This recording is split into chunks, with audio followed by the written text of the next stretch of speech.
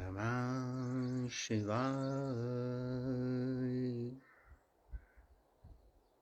हे समस्त प्रिय आत्म मित्रों, प्रभु प्रेमी, गुरु प्रेमी, ध्यान प्रेमी आत्माओं, आप सबके भीतर विराजमान अविनाशी अनंत परम गुरु परमात्मा के श्री चरणों में हिमालयन ऋषि का कोटि कोटि प्रणाम।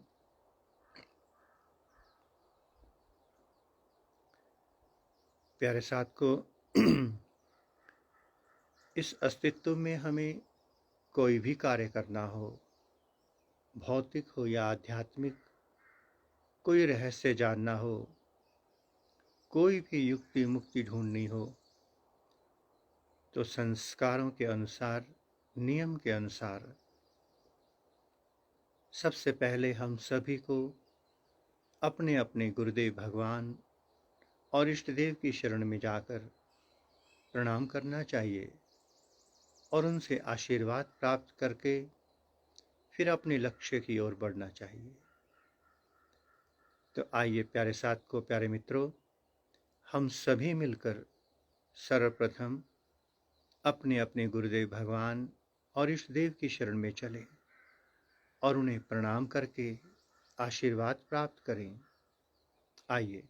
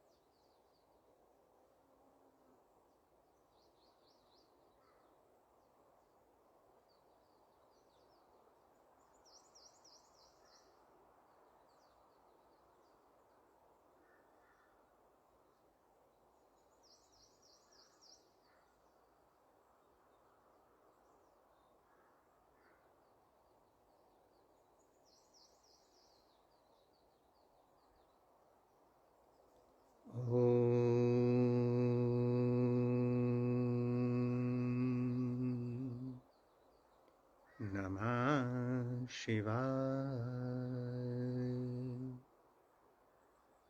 ओम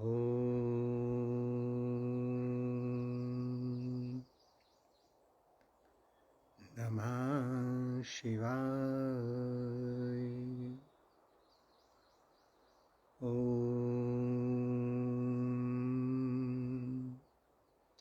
नमः शिवाय।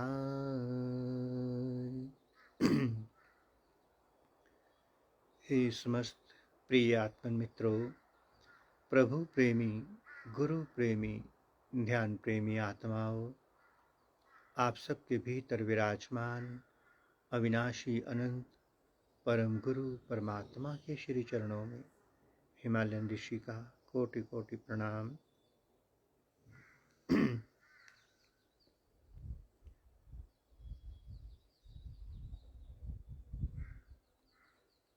प्यारे मित्रों, प्यारे साधकों, इस प्रकृति में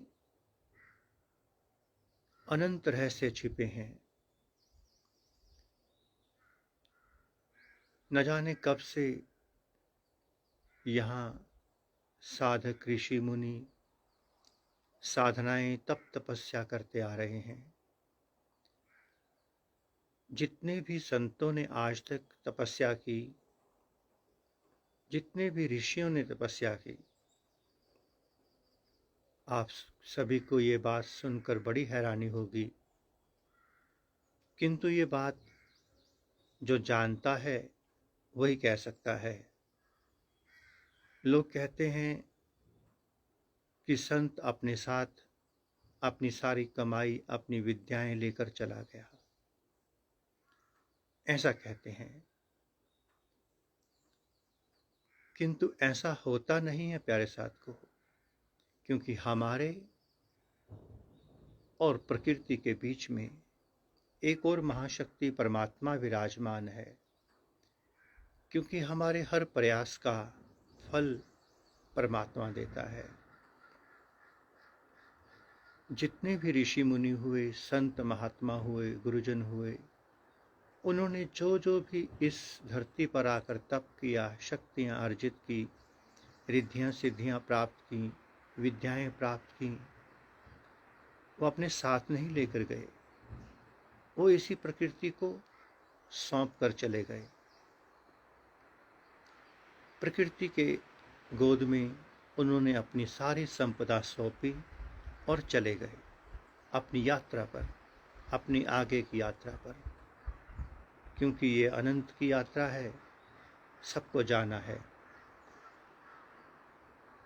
इस अस्तित्व में अनेकों रिद्धियां सिद्धियां, अनेकों शक्तियां विराजमान हैं, किंतु इन्हें उघाड़ने की विद्या, उघाड़ने की कला यूं नहीं मिलती। जब तक हम किसी अनुभवी गुरु के चरणों में नहीं लगते, वो अपने राज नहीं खोलते। यहाँ प्रकृति में सब विराजमान है। आप देखते ही होंगे कि बाहर की भौतिक सिद्धियां बहुत लोग करते फिरते हैं, किंतु कुछ सिद्धियां रिद्धियां भीतर की भी हैं जिन्हें आप कर नहीं सकते, जो तप के बल से अर्जित होती हैं और इस प्रकृति की गोद में चली जाती हैं। आज सुबह हमने एक बात लिखी थी, इस अस्तित्व में अनेकों अनेकों आत्माएं, अनेकों जीवात्माएं, आत्माएं नहीं जीवात्माएं विचरण कर रही हैं। एक जीवात्मा और दूसरी जीवात्मा के बीच में इतना सा ही डिस्टेंस है, इससे अधिक डिस्टेंस नहीं है। इतना बड़ा आकाश, इतनी बड़ी प्रकृति और इतनी जीवात्माएं इस प्रकृति में विचरण कर रही हैं, उन्हें गर्भ नहीं मिलता। क्योंकि ये अनेकों तरह की आत्माएं हैं। कुछ तो ऐसी हैं जिन्हें गर्भ की आवश्यकता नहीं है, वो सीधा, क्योंकि बुद्धत्व के बाद जब कोई संत सिद्ध हो जाता है, पंच भौतिक देह से परे हो जाता है, प्रकृति के नियमों से परे हो जाता है, तो ऐसे संत, ऋषि, मुनि, महात्मा करोड़ों अरबों में एक दो होते हैं, अधिक नहीं होते। हजारों वर्षों में कोई एक आध होता है।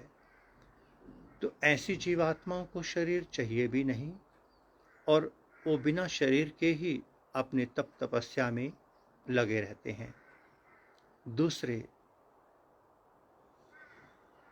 अनेकों प्रकार की जीवात्माएं इस धरती पर अपने कर्म करके विदा हो जाती हैं।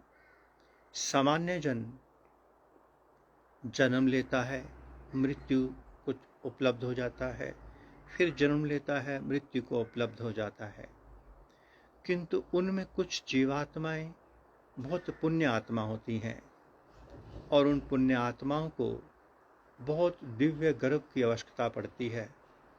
इसलिए सैकड़ों सालों की तलाश के बाद किसी जीवात्मा को पुनः से गर्भ प्राप्त होता है, क्योंकि बुद्धत्व तक यात्रा करने के लिए, बुद्धत्व की यात्रा करने के लिए ये पंचभौतिक देह हम सबको चाहिए। किंतु जैसे ही हम बुद्धत्व को उपलब्ध होते हैं, हमारे भीतर एक कुंडलिनी शक्ति जागृत होती है। उसके बाद इस देह की आवश्यकता नहीं पड़ती। फिर जब वो देह इस पृथ्वी लोक को छोड़ती है, उसके बाद उसे सिद्ध लोकों की प्राप्ति होती है। तो जब किसी भी साधक की कुंडलिनी शक्ति जागृत होगी, सैकड़ों हजारों वर्षों में इक्का दुक्का होती है। ये नहीं समझना कि ये मंदिर में बंटने वाला प्रसाद है। हम किसी महात्मा के पास गए, महात्मा ने सिर पे हाथ रखा, गुरु ने सिर पे हाथ रखा और हमारी कुंडलिनी शक्ति जागृत कर दी। ऐसा कभी भी नहीं हो सकता। कुंडलिनी शक्ति को बहुत छोटा और हल्का मत समझना।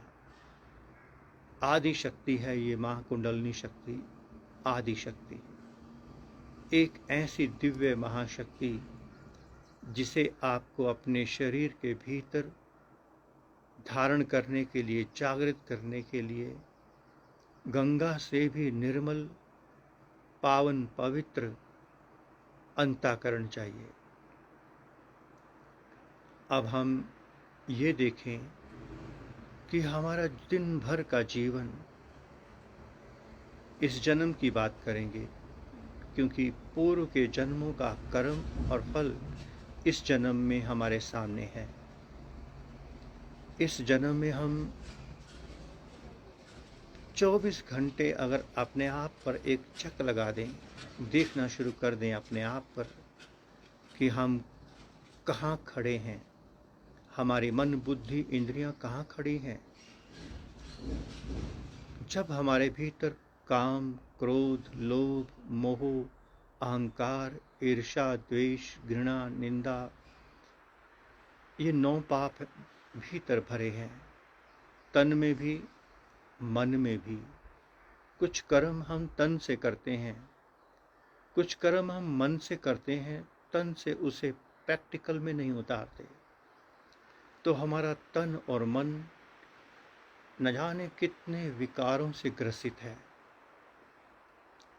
और जब तक हम ध्यान में नहीं उतरते, विवेक जागृत नहीं होता, विवेक जागृत नहीं होगा तो हम अपने विकारों को देख ही नहीं पाएंगे। विकार नहीं दिखेंगे, उनके विदा करने का सवाल ही पैदा नहीं होता। प्यारे मित्रों, ध्यान इसलिए नहीं करना कि हमें परमात्मा चाहिए, मोक्ष मुक्ति चाहिए, समाधि चाहिए, इसके लिए ध्यान नहीं करना।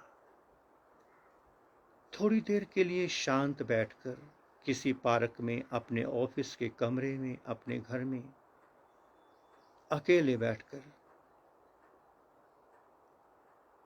थोड़ा चिंतन, मनन, मंथन करना कि जो मैं कर रहा हूं, क्या इसके किए बिना मेरा काम चल सकता है? क्या कम करके भी काम चल सकता है? क्या मैं इतना बड़ा बंगला बना रहा हूँ, एक यहाँ एक वहाँ एक वहाँ, एक आश्रम यहाँ एक आश्रम वहाँ एक आश्रम वहाँ, इतने शिष्य मुझे चाहिए, इतना नाम चाहिए, इतनी। जिस दिन आप ध्यान में बैठेंगे, अकेले बैठेंगे, शांत होकर अपना चिंतन मनन मंथन करेंगे, उस दिन आपको पता चलेगा कि जो जो आपने इकट्ठा किया उस सब की आपको जरूरत नहीं थी। और बिना जागे हम लोग ध्यान में नहीं उतर सकते। ध्यान में नहीं उतरेंगे तो बुद्धत्व की प्राप्ति नहीं होगी, कुंडलिनी शक्ति जागृत नहीं होगी, और बुद्धत्व की प्राप्ति नहीं हुई तो ये सर्कल जन्मों जन्मों चलता रहेगा। इसलिए प्यारे मित्रों, प्यारे साधकों, आप संसार में हैं, हम भी संसार में हैं। संसार से बाहर कोई नहीं जा सकता।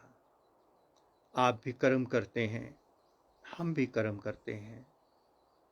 आप अपना धर्म करते हैं, हम अपना धर्म निभाते हैं, किंतु थोड़ा सा फर्क आ जाता है।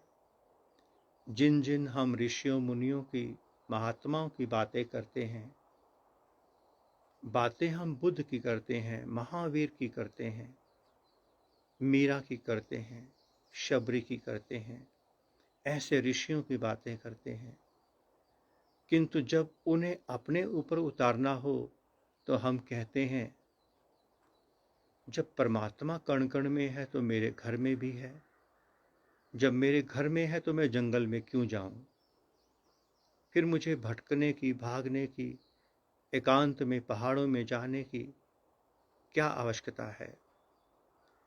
हम अपने आप को ही भ्रमित करते रहते हैं। तो जो हमारे सिद्ध बुद्ध महापुरुष हुए, जिनके नाम आप जानते हैं, आखिरकार वो लोग इतनी उच्च स्थिति पाने के बावजूद भी, ये जानने के बाद भी कि कण कण में परमात्मा है, जहाँ मैं हूँ वहाँ भी परमात्मा है, फिर भी वो प्रकृति की गोद में एकांत शांत जंगल पहाड़ की ओर चले गए।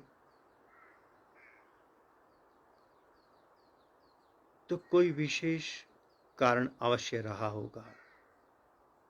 जिस दिन किसी साधक की कुंडलिनी शक्ति जागृत होगी, शरीर यही रहेगा, इंद्रियां यही रहेंगी, ट्रांसफॉर्मेशन हो जाएगी। जैसे कई दिनों से किसी गांव में बिजली ना हो और एक दिन बिजली आ जाए और पूरा गांव जगमग जगमग हो जाए। जिस दिन साधक के भीतर मां कुंडलिनी शक्ति का जागरण होगा, उसी दिन वो बुद्धत्व को उपलब्ध होता है। उसी पल नेत्र वही रहते हैं, किंतु उन नेत्रों के अंदर मां कुंडलिनी शक्ति का विशेष तेज उतर जाता है। फिर उस नेत्रों से, जिसे आप चरम चक्षु कहते हैं, उस चरम चक्षु से वो इस प्रकृति में, इस आकाश में विचरण करने वाले अनेकों अनेकों जीवात्माओं को देखता है, अनेकों जीवात्माओं को। आज से कई हजार वर्ष पहले, हम बहुत दूर नहीं जाएंगे, नजदीक की बात, प्रैक्टिकल की बात। आज घरों में 1 से 2 संतान हैं, किसी समय में 4-5 होती थी, कभी 10, कभी 15। ये आप सबके अनुभव में होगा। एक ऐसा समय भी था कि यहाँ इस पृथ्वीलोक पर इतनी आबादी थी जिसका आज 0.0001% भी नहीं है, बहुत थी। वही जीवात्माएं आज विचरण कर रही हैं गर्भ धारण करने के लिए।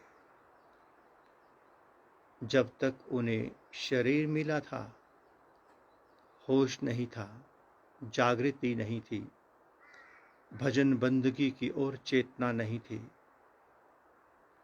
ध्यान साधना मोक्ष मुक्ति उनका विषय नहीं था। विषय था कैसे पैसा कमाया जाए, कैसे धर्म अधर्म से दूसरों को नुकसान पहुंचाया जाए। किंतु जब ये जीवात्मा इस पंच भौतिक देह से अलग होती है, उस समय उसको बहुत रियलाइज होता है कि करना क्या था, करता क्या रहा। अब रेत हाथ से निकल चुकी, समय हाथ से निकल चुका। इसलिए प्यारे मित्रों, जब आपको अवसर मिले, जहां अवसर मिले, शांत एकांत होकर चिंतन अवश्य करना अपना कि जो आप कर रहे हैं, क्या वो करने के लिए ही आप धरती पर आए हैं। जरूर चिंतन मनन करना। इससे अधिक मां भगवती कुंडलिनी शक्ति सरस्वती की आज्ञा नहीं है फिलहाल कि हम और कुछ कहें। इतना ही स्वीकार करना। पुनः से आप सबके भीतर विराजमान अविनाशी अनंत परम गुरु परमात्मा के श्री चरणों में हिमालयन ऋषि का कोटि कोटि प्रणाम और संपूर्ण ब्रह्मांड में विराजमान समस्त देवी देवताओं, समस्त ऋषियों मुनियों गुरुजनों संत महापुरुषों की ओर से आप सबको शुभ आशीष, शुभ मंगल कामना। जगत कल्याण के लिए हम सभी रात्रि 9:15 बजे दिव्य संजीवनी महामृत्युंजय मंत्र का जप करने के लिए, सामूहिक जप करने के लिए इकट्ठे होंगे। आइए आपको थोड़ा सा यहाँ का पुनः से दर्शन करा दें।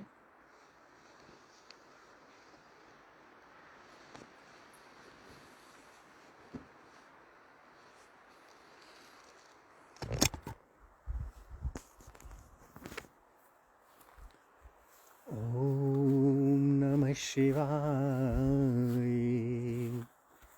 हरि ओम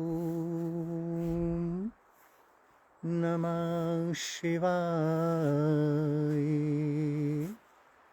ओम नमः शिवाय, हरि ओम नमः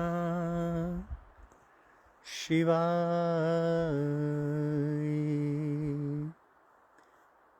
ओम नमः शिवाय, हरि ओम नमः शिवाय, ओम नमः शिवाय, हरि ओम नमः शिवाय, ओम नमः शिवाय,